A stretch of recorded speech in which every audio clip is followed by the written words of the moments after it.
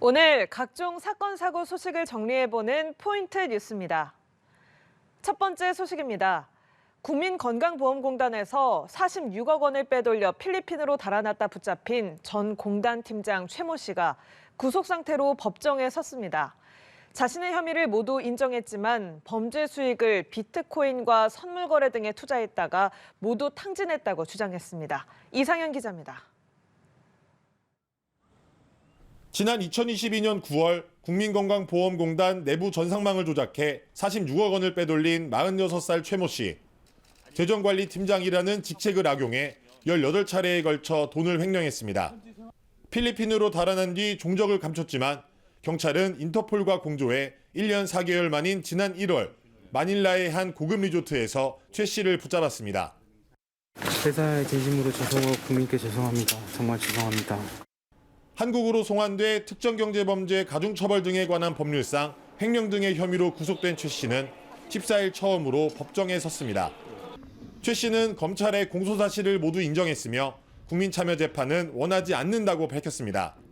범행 동기에 대해서는 가상화폐 투자 실패 등으로 큰 빚을 지게 되자 이를 변제하기 위해 횡령을 저질렀다고 말한 것으로 알려졌습니다. 특히 피해 회복을 할 수 있냐는 재판부의 질문에는 비트코인 투자 등으로 돈을 모두 탕진해 불가능하다고 설명했습니다. 하지만 검찰과 경찰은 최 씨가 범죄 수익을 일부 남겨놓았을 가능성을 배제하지 않고 여전히 수사를 이어가고 있습니다. 현재 최 씨의 가상화폐 거래 내용을 해외 거래소 등에 의뢰해 놓은 상태로 결과가 나오면 이 부분도 추가 기소가 이뤄질 전망입니다. 최 씨가 범행 사실을 모두 인정하고 있는 만큼 법리 다툼은 길게 이어지지 않을 것으로 보입니다. 최 씨의 다음 재판은 다음 달 25일 열립니다. 연합뉴스 TV 이상현입니다. 다음 소식입니다. SNS로 재력가를 사칭해 여성들에게 접근한 뒤 신체 촬영물을 유포한 남성이 경찰에 붙잡혔습니다. 피해자들에게 수백만 원을 가로채기도 했는데요. 경찰은 촬영물을 재판매한 일당도 함께 검찰에 넘겼습니다. 김혜린 기자입니다. 쓰레기로 가득한 방에 경찰이 들이닥칩니다. 이곳에 살던 20대 남성 A씨는 SNS에 고가의 외제차와 수표 사진들을 올렸습니다. A씨는 지난 2022년 4월부터 12월까지 SNS에서 해외 재력가 행세를 하며 다수의 여성에게 접근했습니다. 재벌가를 소개해주는 에이전시라며 SNS 계정을 만들고 피해자들과 접촉했습니다. 이후 에이전시의 소개를 받은 재벌인 척 1인 2역을 하며 한 번 만날 때마다 30억 원을 받을 수 있다고 제안했습니다. 연결이 되면 유명한 사람으로 성장하는 사람도 여럿 있다.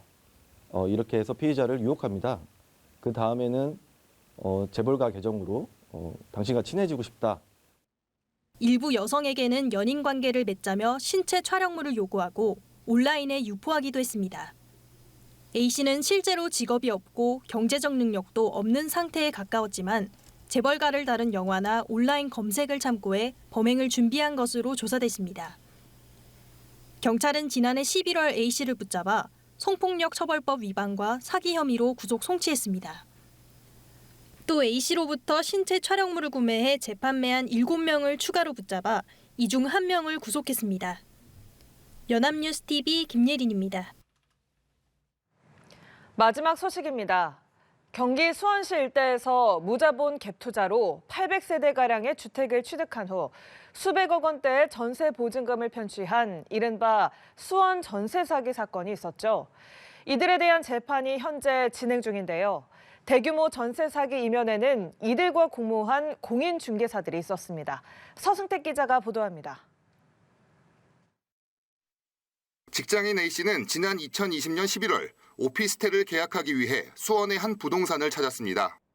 공인중개사는 한 오피스텔을 소개시켜주면서 A씨의 계약을 유도했습니다.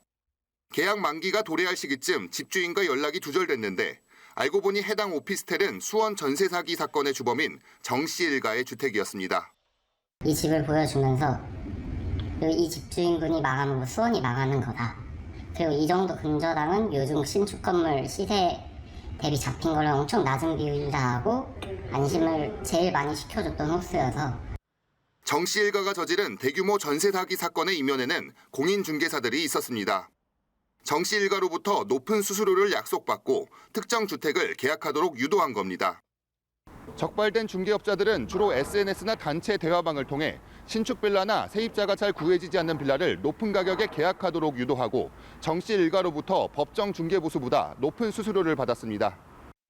경기도는 전세 사기에 가담한 공인중개사 65명을 적발하고 24명을 검찰에 송치했습니다. 이들이 중개한 물건은 총 540건으로 그중 70%에 해당하는 380건에 대해 초과된 중개보수를 받았습니다. 임차인들이 돌려받지 못한 보증금은 총 722억 원에 달합니다. 초과 수수료라는 금전적 이득을 위해서 위험 물건임을 알면서도 중개했다는 것입니다.